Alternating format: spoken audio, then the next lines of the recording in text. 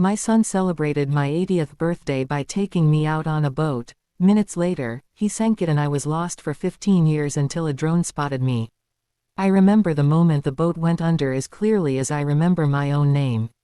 The sky was bright. The water was calm. I was smiling because my son, Daniel, had surprised me with a little birthday trip for my 80th birthday. But in less than 5 minutes, that smile died. The boat shook once, then twice. Then Daniel looked at me with a strange, almost cold expression. Before I could ask what was wrong, he whispered, "I'm sorry, Mom," and he pushed hard on the side of the boat. Water rushed in so fast that I only had time to grab the edge before everything tipped. I screamed his name as the boat flipped, and I saw him swimming away, leaving me behind.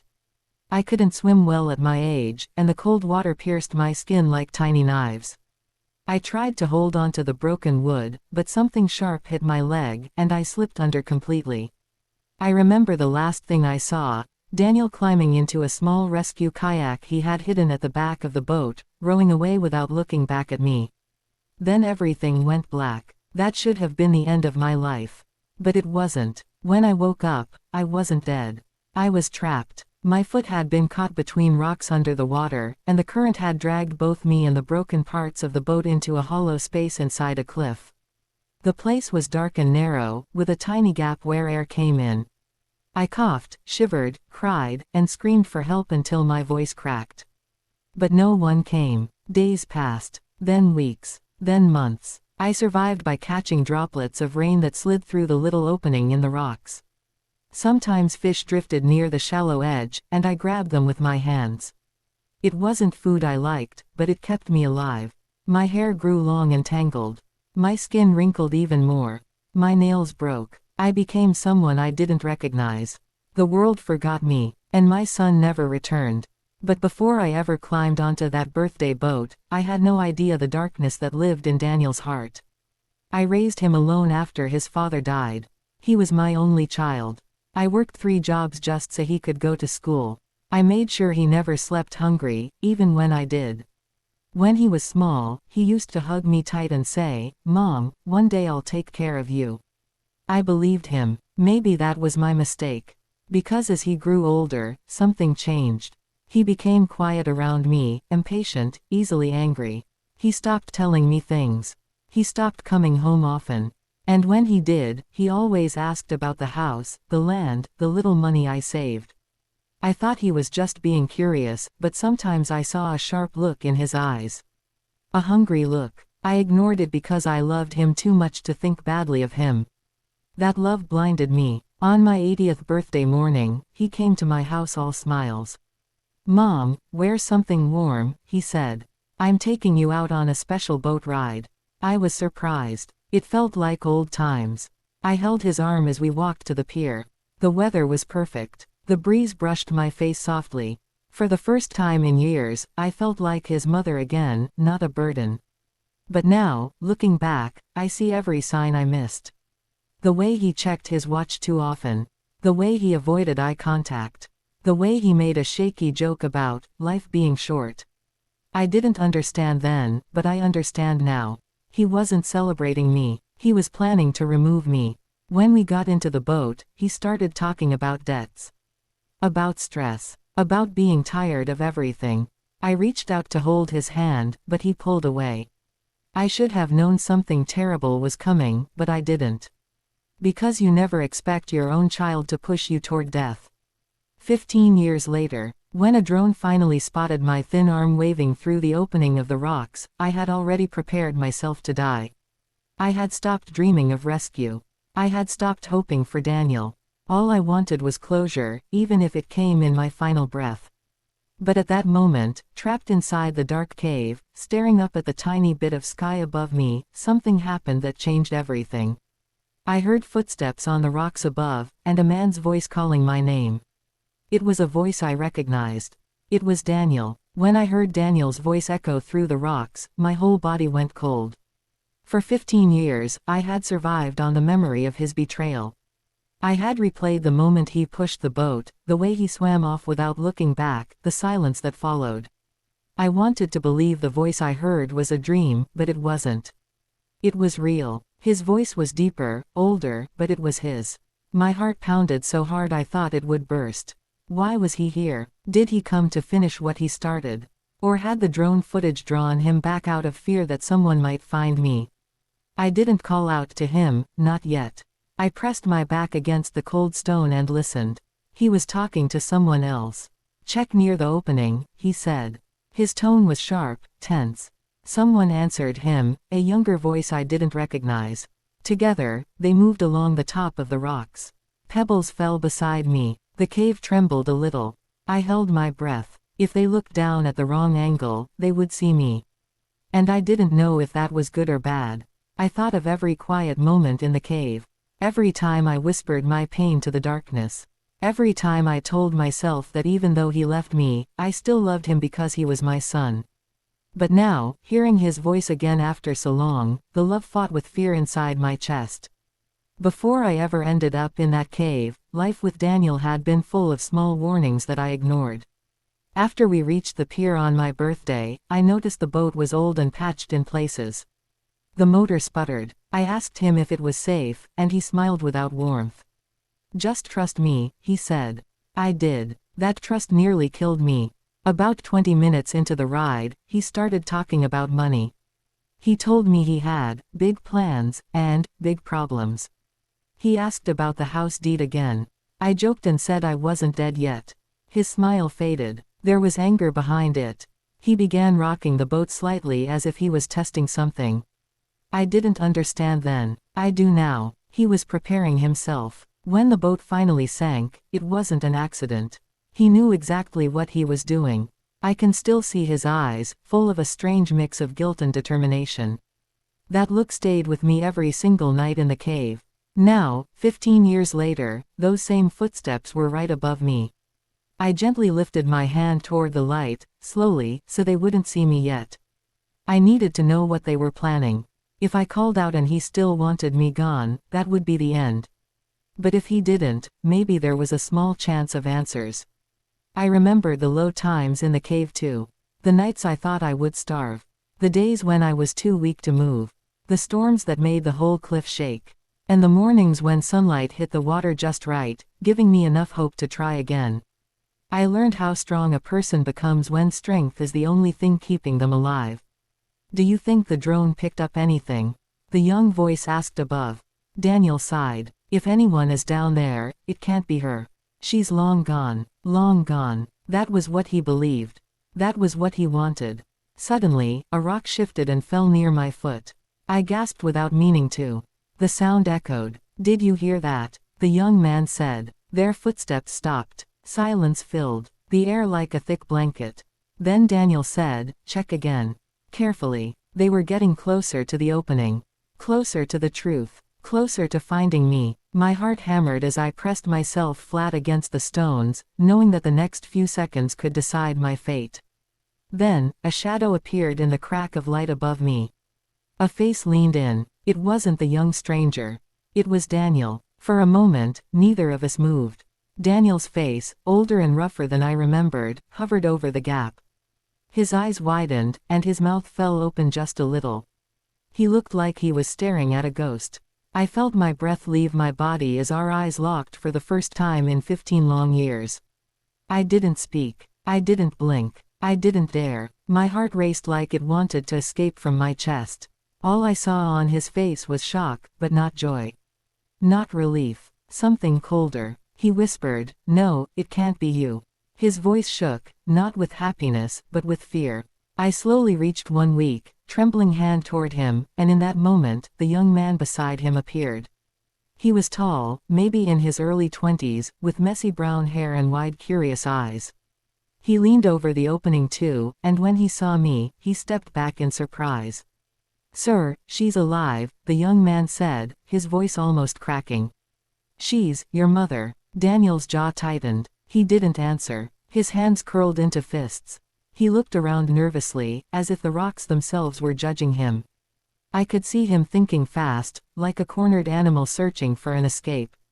He didn't expect me to survive. Not for a day. Certainly not for 15 years. Before either of them said more, my body shook with exhaustion. I wanted to speak, but all that came out was a weak whisper, "Help me." The young man immediately knelt. "We need to get her out. She's starving. She looks hurt." He turned to Daniel, expecting approval. Daniel didn't move. He stared at me like I held a knife instead of a hand. His guilt was swirling inside him, so thick I could almost feel it. But guilt was not the same as love. And guilt doesn't always lead to rescue. While he stayed silent, I drifted back into memory. I remembered how Daniel changed in the years before the sinking. He stopped visiting, except when he needed something. A loan, a signature. "Just until I get back on my feet, Mom." But he never got back on his feet. His debts grew, his excuses grew, and his patience shrank. He blamed everyone but himself. And he blamed me most of all. One night, before the boat incident, he came to my house shaking with anger. He said, everything would be easier if things were already settled. If I didn't have to wait. I didn't understand what he meant. Now I do. He was thinking of inheritance. He was thinking of the future without me in it. As the memories faded, the cave felt colder. I watched Daniel's eyes shift to the young man, who clearly wasn't part of his plan. "We can't leave her here," the young man insisted. "She's your mother." Daniel finally spoke, but his voice was flat. "We don't know if it's safe to pull her out right now. The rocks are unstable." The young man frowned. "Then call for help, real help." Daniel didn't answer. Instead, he looked down at me again, and something dark flickered across his face. Something familiar. The same look he had right before he pushed the boat that day. The look of someone choosing between right and wrong, and leaning toward wrong. A wave crashed outside the cave, shaking the walls. Water splashed over my legs. The tide was rising. If they didn't act soon, the opening could close underwater, and I would drown in the same place that had kept me alive. The young man noticed the water and panicked. "Sir, we have to move now." Daniel stepped back, running a hand through his hair. "Just, give me a minute. I need to think." The young man glared at him. "Think. She's going to die." I watched their shadows argue above me. I watched the water rise inch by inch. My strength faded, and I leaned against the stones to stay upright. I whispered again, "Help, please." The young man leaned in once more. "Ma'am, hold on. I'm coming down." He reached for the rope on his backpack.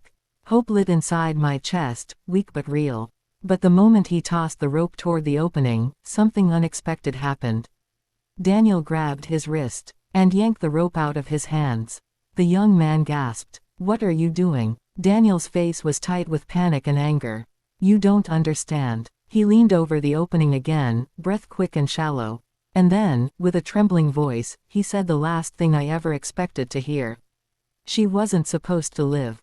The moment those words left Daniel's mouth, the air in the cave felt heavier than the stone walls around me. The young man froze, staring at Daniel like he had just spoken a language no human should ever speak. I felt my heart twist, not from the cold water rising around my legs, but from the realization that my son, the child I once fed, hugged, prayed for, had finally spoken the truth out loud. The young man stepped back, his voice shaking. "What do you mean she wasn't supposed to live? What are you saying?" Daniel rubbed his face hard, almost angrily, like he wanted to wipe away the guilt clinging to him. "You don't know the full story, Mark. You weren't there. You didn't see how things were. You don't know what I've had to deal with." Mark looked between him and me, his confusion turning quickly into fear. "Whatever you're saying, it sounds like you tried to kill her." Daniel looked down into the cave again. His eyes were red, not from tears, but from pressure. His voice came out low. "I didn't mean for it to go that far. I needed a way out. I was drowning in debt. People were threatening me. I made a stupid plan. I thought if she was gone, things would get easier." I felt my heart break again. Not the soft kind of heartbreak, this one was sharp and cold. A knife turning inside my chest. He said it so simply, as if removing me from the world was like removing a thorn from his finger. Mark backed away from him. "So the boat sinking wasn't an accident." Daniel said nothing. His silence was the loudest truth. The cave rumbled again as the water level rose. My legs were shaking, both from the cold and from the terror building inside me. If they took too long, I would drown before anyone could decide whether to save me or bury me. Mark lifted the rope again with shaking hands. I'm helping her out. I don't care what you did. This is a human life. But Daniel lunged and grabbed his arm again. You don't understand. If she gets out, everything falls apart. My life is over. I'll go to prison. Everything I've built will collapse. Mark pulled his arm free. Everything you built. Sir, you built a life on a lie. Daniel pushed him, not gently. Mark stumbled back over the rocks, almost falling. Don't interfere, Daniel snapped. This is my problem. My voice cracked as I shouted weakly, Daniel, stop. He froze. For the first time, he really looked at me, not the ghost he feared, not the burden he tried to erase, but the mother who raised him. For a tiny second, I saw something break inside him. The corners of his mouth trembled. His eyes filled with something like pain. But it was too late. Regret and guilt were fighting inside him, but neither one was strong enough to make him pick the right side. Mark breathed heavily, trying to calm himself. Listen, he said slowly, we don't have time for this. She's going to drown. If you won't help her, at least don't stop me. Daniel turned toward him again, but this time, Mark didn't back down. He squared his shoulders. He was younger, stronger, and clearly reached a point where fear became anger. If you touch me again, Mark warned, I'll call the police right now and tell them everything you just said. And the drone footage will back it up. Daniel stiffened. His jaw clenched. His eyes darkened. The cave trembled again as another wave crashed outside. The cold water reached my waist. Mark didn't wait anymore. He knotted the rope to a rock and threw the end down toward me. Ma'am, hold on. I've got you, he shouted. His voice was full of determination. I reached up with trembling fingers, trying to grab the rope as it swayed. My arms felt like paper, weak and light, but I stretched as far as I could. Before I could close my hand around it, Daniel grabbed the rope, raised a sharp rock from the ground, and brought it down hard. The rope snapped. The rope fell into the rising water like a dead snake, and a sharp, hopeless fear shot through my chest. For a moment, everything was silent. Mark stared at the frayed rope in shock, I stared up in horror, and Daniel stood above me, gripping the stone that had cut the rope, breathing hard like he had just committed a second crime. The cave groaned as another wave pounded the cliff, water splashing up to my chest now. The cold bit into my bones. My fingers went numb. I tried to lift myself onto a rock shelf, but my foot slipped. I could barely hold my head above the rising water. Mark was the first to break out of the stunned silence. Are you insane? He shouted, his voice echoing across the rocks. She's going to die. You're murdering her again. Daniel dropped the stone and grabbed his head with both hands.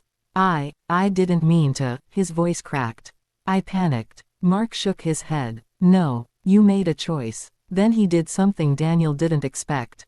He turned and started to run up the slope, shouting, I'm calling the authorities. Daniel's eyes widened in terror.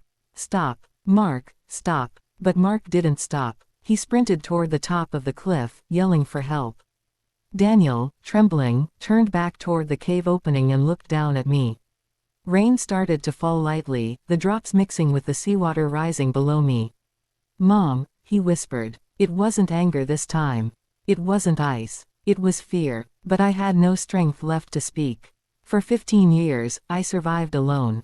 I fought storms, cold nights, hunger, pain, and memories that tried to destroy me.